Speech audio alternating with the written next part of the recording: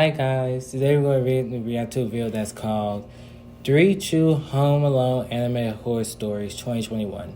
Now this is by GRD Animated Horror Stories. I really want to do this reaction because I really want to try another animation. So I was scrolling and I saw GRD and I was like, I could react to their channel, so let me go ask. I did, and they said yes. So I want to give a quick shout out to GRD Animated Horror Stories for letting me react to one of their videos. If y'all watching this, I love y'all. But it's my first time watching a video from their channel, so it's gonna be like a general reaction. So we will see what this video is about.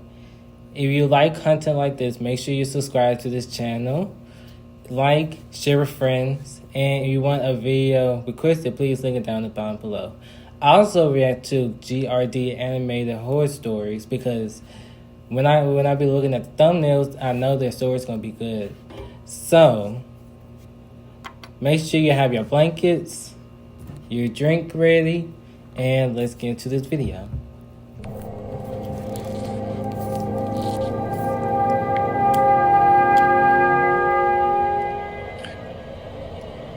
So when I was about 10, we recently moved into a new home in a sparsely populated rural area.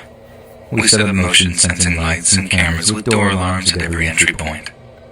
So there were a lot of stray dogs around my area, and I took to feeding them 2 to 3 times a day.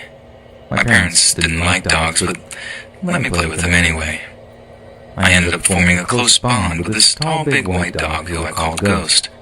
He followed me on my walk to school. So one day at around 7 to 8 p.m., I was home alone since 4 p.m. until 10 p.m. I had a bag of dog biscuits and a cell phone in my hand when I walked out to put out dinner in the bowl outside my house for the stray puppies in the nearby field. I noticed a car parked exactly outside my house, a few feet down from my compound wall. Once I emptied the biscuits, I turned around to find the car pulled up next to me, and the driver asking me if my parents were home. He was their friend and wanted to talk to them. I innocently replied, saying that they weren't and they'd be home soon, and asked for his name. He got out of the car and walked towards me, talking all the while. I felt nervous and walked into the main gate. This man wedged his shoe between the metal gate and said, "You're home alone, aren't you?" with a creepy smile. I was frozen with fear and made a mad dash into the main door, slamming it shut behind me. He stood outside of my yard looking straight into my eyes with that smile. I panicked and started running around and shutting all the doors in a frenzy. I didn't have a phone and the landline hadn't been set up yet as it was a newly constructed house, so stupid 10-year-old me thought my parents would be home soon anyway. Now the cell phone I mentioned earlier didn't have a SIM card. I'd just been given a hand-me-down phone to play games on. I saw him get into his car and go away in a few minutes, so I relaxed and sat in my hall playing Minecraft on my PC.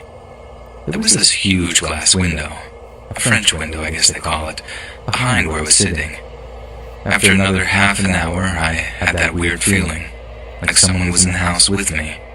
I turned around to see a creepy man standing outside the French window with a long stick and pole, looking dead straight into my eyes. I will say this real quick. I know I said this numerous times, but at that point, I would just got a weapon. At that point, because he's on your property line. I said this numerous times, but he's on your property line. Like, he pretended that he's the friend of the family, which you never seen this man before, so the man's clearly lying. And he reached his foot on the gate and he said, so you're all alone, huh? Like, that's times 10 red flags. That's why I say, at this point, just get yourself a weapon. I would have got myself a weapon. When I saw him like stand right there and he had a pole, I would just ran and grab a knife. It's fight to the death. It's a fight or flight type of deal now. let out a scream and pressed the alarm button in the hall. The alarms went off outside the house, and it seemed to trigger the weirdo at my window, and he started attempting to break the window with his stick. I was crying in fear and ran and hid under my dining room table. This creep had jumped the compound wall and would have broken the glass windows in less than 5 minutes to gain entry to the house. I shut my eyes and ears and hoped my parents would be home soon. Stupid, childish me. I heard a growling noise, and I looked to the window to find that stray dog, Ghost, with his jaws around this guy's leg and dragging him off balance. He began beating the dog with the stick that he'd been carrying, terrifying me further. Hearing the commotion, the neighbors, who probably called the cops, arrived and managed to restrain this weirdo. I was barely coherent at this time and refused to communicate with them, hiding under the apparent safety of my dining room table. My parents arrived at around 9 p.m. accompanied by the police, who arrived almost an hour late. They took him away, and we still don't know who or why he attempted his antics that night. I was never left alone at home after this incident, and my parents became dog lovers overnight. We even adopted Ghost, and he lived a good long life at our farmhouse, at a different location, but to this day I still love dogs and strays around my neighborhood, and I do my best to take care of them. That man wanted to kidnap her. He wanted to do something. He wanted to break in, like murder, kidnap, or something. But thank God the neighbors heard all the commotion and called the police. Thank God for that. I'm actually liking these horror stories so far. I'm actually liking them so far. It's giving me the type of chills for a little bit. This is why I don't like being home alone. Of course we gotta be alone sometimes when we get older. But this is the reason why I don't like being home alone sometimes. But I'm liking the animation so far.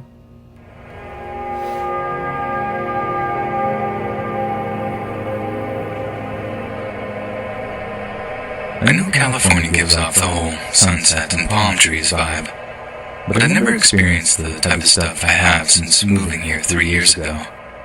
While it's beautiful and I hope to get a house and be here for life, I've never been forced to take my rose-colored glasses off so quickly.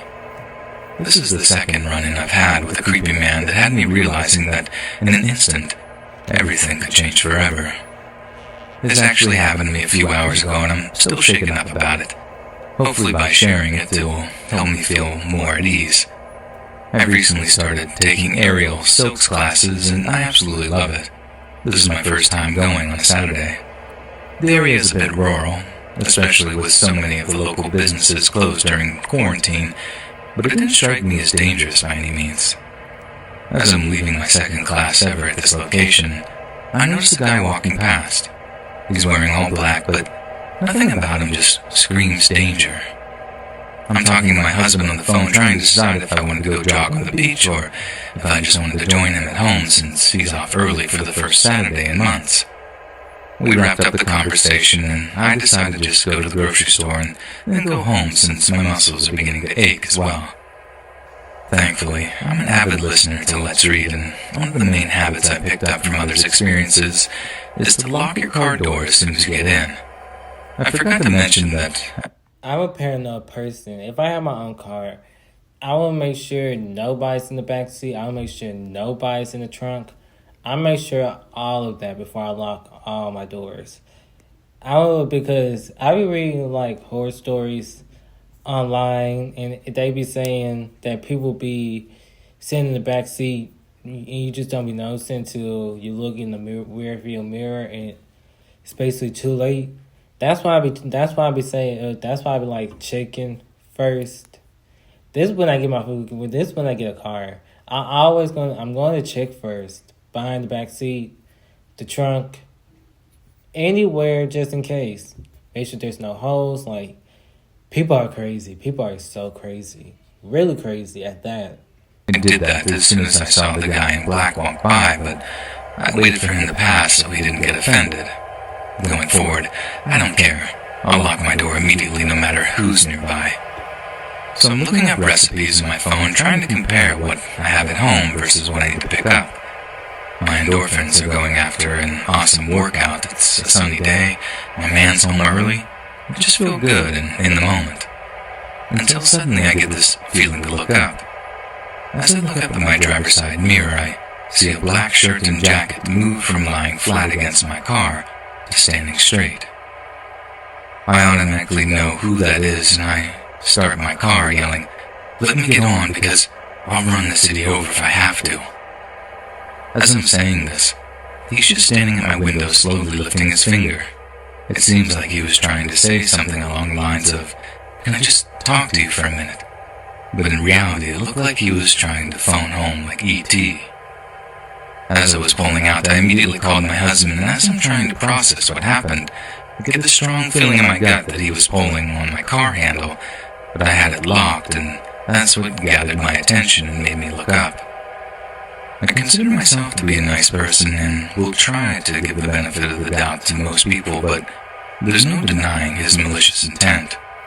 From walking past the first time, to seeing I'm still there, to being pressed against my car, to the weird, what I took as him being nervous he got caught finger pointing, to the fact that as I was pulling off, he didn't look back at me or anything. He looked over into the building my class was in, then walked back behind the building as though it never happened. I know this is not as big as other experiences on this thread, but this still has me shaken up hours later, and I hate it because I genuinely enjoy this class, but I don't want to catch old boy again, especially since every other class is at night. Only Saturdays is midday. I'm trying not to think about what creepy people like him have in mind, or what their next steps are. But I can't help but wonder, and it terrifies me every time that one day if I get caught slipping, that could be the end of my story. I will say once I got home, I gave my husband the biggest and longest hug and prayed to God, thanking for him to allow me to just take this experience as a lesson learned, as well as expressing gratitude for being able to return home at night. Please, always lock your car doors as soon as you get in your car, and don't just linger around in your car, especially if you're in an unknown area. I've gotten a bit better about doing this, but let my guard down since it was midday and the door to my aerial silks class was literally 300 feet away. Yeah, make sure you always lock your doors. Even when you're at your house, make sure you lock the doors because nowhere is safe. Nowhere is safe. Like, you could be in the driveway at your house, but you still gotta have to lock it because people are crazy. I said this numerous times. People are crazy. But thank God she did because I feel like if she didn't lock the doors, he would have gotten in. I would have just took off driving. Or if something in my gut is tell me just pull off, I would just pull off. I was just your gut. I will always pull off. I'm actually liking this. I'm actually liking it and liking this channel so far. I'm actually liking it. It's so it's onesie, llama arts. It's all the horror animation vibes. What I'm watching right now. It's so cool.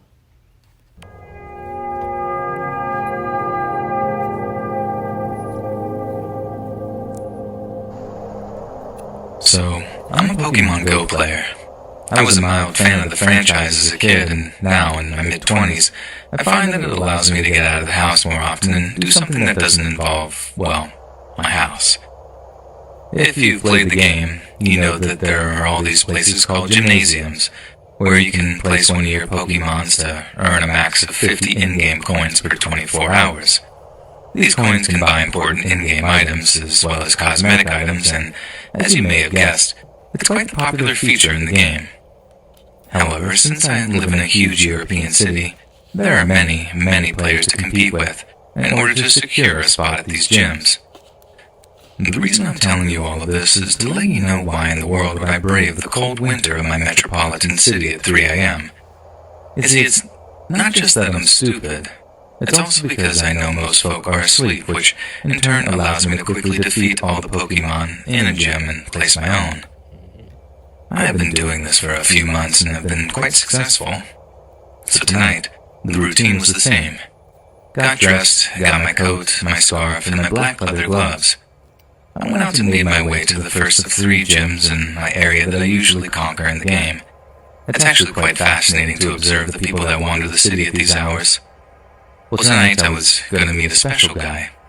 I arrived at my first gym, which is in a smallish street that curves to the right for quite a stretch. I empty it and place my own Pokemon inside. Afterwards, I linger around the area, taking off a glove to scratch my hand, but overall just managing the game and looking things up. Some cars go by and that's when I see him. This guy, clearly over 180 centimeters, making his way down the street. Now these are just my country standards, but everything about him screamed thug, ready to knife you. Sporting a black cap at night, concealing his face with a shadow. Padded black jacket with dirty blue jeans and ripped-off Timberland boots. My immediate reaction was to keep it cool and neutral and just calmly place my cell phone back in my pocket. As he went past me, he gave me this "what the F are you looking at" look, and I couldn't help but give back a small sideways glance as I put my glove back in my hand. I started walking towards the next gym, which happened to be in the same direction he was walking towards, and he, to my surprise, started speeding up. Then he pulled out his cell phone and tried to phone someone. This immediately reminded me of my girlfriend, as this is a common tactic she uses when she feels she's being followed by strangers. Whoever he tried to phone, however, did not pick up. He looks back at me, keeps walking, increasingly faster. He switches sides and starts walking in the middle of the road, effectively distancing himself further and allowing the parked cars to get between me and him, and then, abruptly, he stops. He turns around and asks, "Hey, friend, you know I can find transportation at this hour?" I'm kinda weirded out and freaking out at the same time, so without even looking at him, I just said, "This hour? Only Uber." He starts walking, only when I walk past him. And then it hit me. From my perspective, he was a thug-looking dude that could have very well tried to rob me and potentially harm me. But from his perspective, I'm a 171 centimeter dude in his mid-20s that for some reason decided to pocket his phone on the moment he went past me, and then gave him a sideways "what the F are you looking at" glance as I put on a black leather glove and started following him, with not a single person awake around, looking like some sort of hitman or serial killer. As anxious as I was, he must have been terrified enough to try to phone someone, or pretend to, and then initiate dialogue with a total stranger at 3 a.m., just to be sure that I wasn't some psycho about to knife him. We walked together in the same direction for almost 10 minutes after that, without looking or talking to one another. Just 2 awkward guys who did not want to meet one another ever again. Oh, that's it. I was so intrigued. I wanna know what happened next. I was so intrigued to the story. I wanna know what happened next. But yeah, don't walk around at night, especially when it's 3 a.m. because that's when the weirdos come out, around 12, 1, 2 o'clock in the morning. That's when all the weirdos, the creepy people come out. But I was so intrigued. I want to know what happened. Ooh, I want to know what happened. But I actually like the animation. I really do. I love the animation. I'm not saying I loved it. I loved it. It was so intrigued. Make sure y'all subscribe to GRD Animated Horror Stories, because they make good freaking content on their channels. Make sure you subscribe to their channels, and make sure you subscribe to my channel too. If you like content like this, make sure you subscribe, share with friends, like this video, and you want to request some, please link it down in the comment section. And I'll see you guys in the next video. Peace. Oh, one more thing. GRD Animated Horror Stories, I love your channel. Actually, I love your channel. I'm a subscribe. But again, peace. And make sure you subscribe to JRD Animated Horror Stories channel as well too. Peace.